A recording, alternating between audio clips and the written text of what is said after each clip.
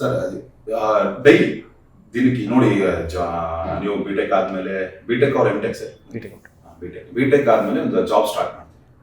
ಆ ಜಾಬ್ ಜೊತೆನೆ ಇದನ್ನ ಓದುವಂಥದ್ದು ಅಷ್ಟು ಸುಲಭದ ಮಾತಲ್ಲ ಸರ್. ಪ್ರಿಪರೇಷನ್ ಯಾವ ರೀತಿ, ಎಷ್ಟು ಅವರ್ಸ್ ಓದ್ತಿದ್ರಿ, ಅಂದ್ರೆ ಒಂದು timing fix ಮಾಡ್ಕೊಳ್ತಿದ್ರಾ?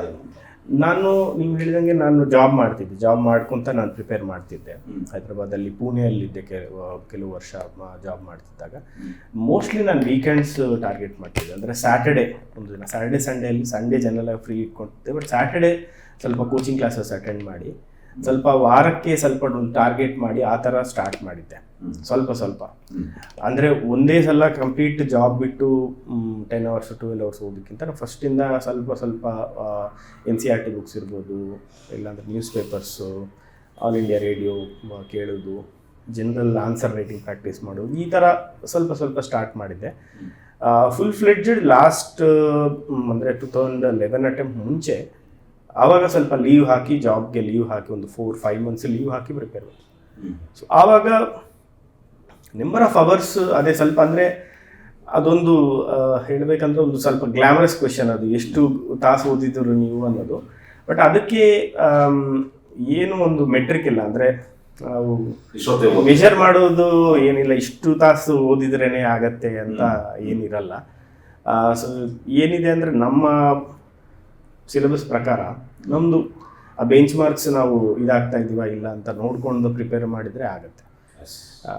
Rather than hours quantify ಮಾಡ್ತೀವಿ. ಈಗ ನಾವು 10 hours ಮಾಡಿದ್ರು ನಾವು ಸ್ವಲ್ಪ ಏನೋ ಅನವಶ್ಯಕ ಮೆಟೀರಿಯಲ್ ಓದೋದು, ಅಥವಾ ಬೇಕಾದಂಥದ್ದು ಪೊಲಿಟಿಕಲ್ ನ್ಯೂಸ್ ಓದೋದು, ಅದು ಬೇಕಾಗಿಲ್ಲ. ಸಿವಿಲ್ ಸರ್ವಿಸಸ್ಗೆ ಕಂಪ್ಲೀಟ್ ಅಂದರೆ ನೀವು ಯಾರು ಏನಂತ ಗೊತ್ತಾಗಬೇಕು.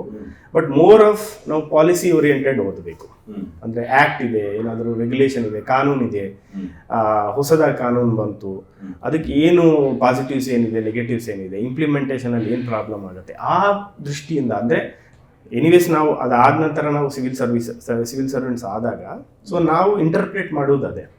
ಅಂದರೆ ಒಂದು ಕಾನೂನು ಯಾರು ಮಾಡಿದ್ರು, ಯಾಕೆ ಮಾಡಿದ್ರು, ಪೊಲಿಟಿಕಲ್ ಆ್ಯಂಗಿಲ್ ಬಿಟ್ಟಿದ್ರೆ ನಮಗೆ ಬೇಕಂತಂಥದ್ದು ಅದರದ್ದು ಏನು ಹೆಚ್ಚು ಕಡಿಮೆ ಏನಿದೆ, ಇಂಪ್ಲಿಮೆಂಟೇಷನ್ ಹೇಗೆ ಮಾಡ್ಬೋದು, ಇಂಪ್ಲಿಮೆಂಟೇಷನ್ ಮಾಡುವಾಗ ನಮಗೇನಾದರೂ ಪ್ರಾಬ್ಲಮ್ಸ್ ಆಗುತ್ತಾ.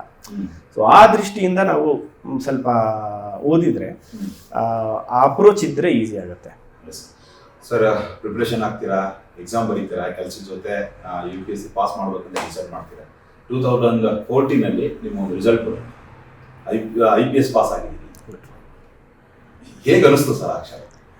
ಬಟ್ ಆ್ಯಕ್ಚುಲಿ ನಾನು 2011 ತುಂಬ ಖುಷಿ ಆಗುತ್ತೆ. ಬಿಕಾಸ್ ಫಸ್ಟ್ ನನಗೆ ಆವಾಗ ಬಂತು 2011 ಎಕ್ಸಾಮ್ಗೆ, ತುಂಬ ಖುಷಿ ಅನಿಸುತ್ತೆ. ಬಿಕಾಸ್ ಅಂದರೆ ಆವಾಗ ಆ್ಯಕ್ಚುಲಿ ನಾನು ಫ್ರ್ಯಾಂಕ್ ಆಗಿ ಹೇಳಬೇಕಂದ್ರೆ ಆ್ಯಕ್ಚುಲಿ ನನ್ನ ವ್ಯಾಲ್ಯೂ ಗೊತ್ತಿಲ್ಲ. ಸಿವಿಲ್ ಸರ್ವಿಸಸ್ ಅಂದರೆ ಇಷ್ಟು ಕಷ್ಟ, ಇಷ್ಟು ಜನರು ಅಟೆಂಪ್ಟ್ ಮಾಡ್ತಾರೆ, ಕಷ್ಟ.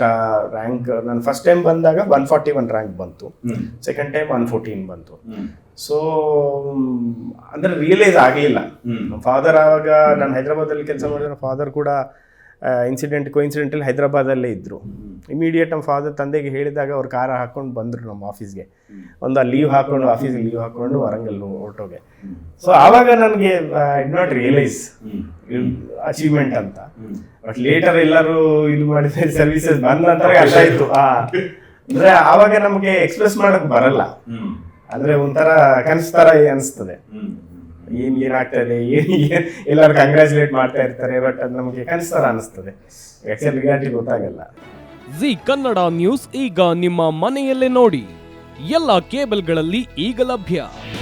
ನಿಮ್ಮ ನೆಚ್ಚಿನ ಜಿ ಕನ್ನಡ ನ್ಯೂಸ್ ಈಗ ಸನ್ ಡೈರೆಕ್ಟ್ ನಲ್ಲಿ number 292, Tata play number 1664, Jio TV number 1334, NXT digital number 30, in cable number 30, city networks 51, U digital number 162, GTPL number 17, Rockline telecommunications number 42, Shri Basaveshwara cable number 168, rural cable network 60, Vinayaka digital 57, Abhishek cable 821, city channel 53, Siddeshwara cable network 57, V4 digital Infotech 628, Surya digital networks 53, Gajanan digital number 836, Malnad Infotech private limited number